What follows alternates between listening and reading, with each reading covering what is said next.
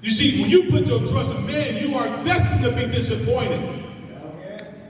When you put your trust in man, you are destined to be upset, to be disappointed, to wonder why, and you begin to blame them, and all of a sudden you see yourself moving farther and farther away from God because you're moving closer and closer to your own emotions.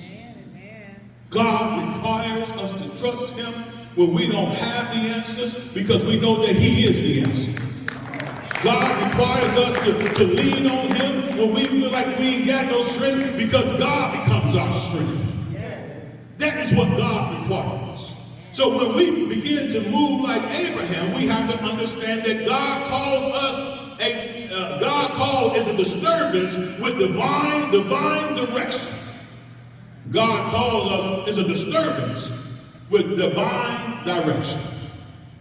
Abraham was doing what he wanted to do. Abraham was of a family that had means, that had things, and now you want me to leave the comfort of where I am to go into something I don't understand. You want me to leave this fine life where my family got all these cattle and all these things, and you want me to leave here to go somewhere that you ain't even gave me a full vision of yet? Yes. That is what God requires.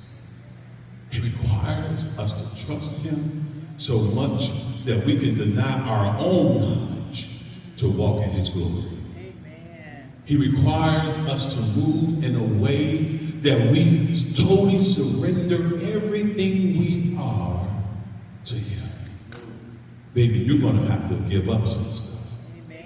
You can't go in there with the same attitudes, with the same disposition, thinking that God gonna bless your mess. It don't work out like that. You can't get disappointed because God ain't come to see about you, and here you are in your corner talking about woe is me, and Lord, how can you leave me? God says, I should never leave you nor forsake you. The reason you feel like I have left you because you are walking in yourself instead of walking in me. So God's call is a disturbance with divine direction.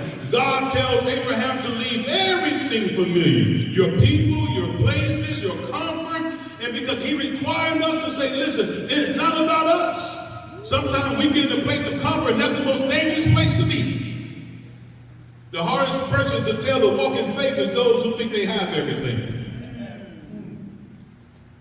Those who think their pockets are full, those who think that why would I give up this 5-bedroom, 6-bathroom house? Do they make those? I'm assuming they do. I ain't got one. Why would I give up this nice car just to go and do what God called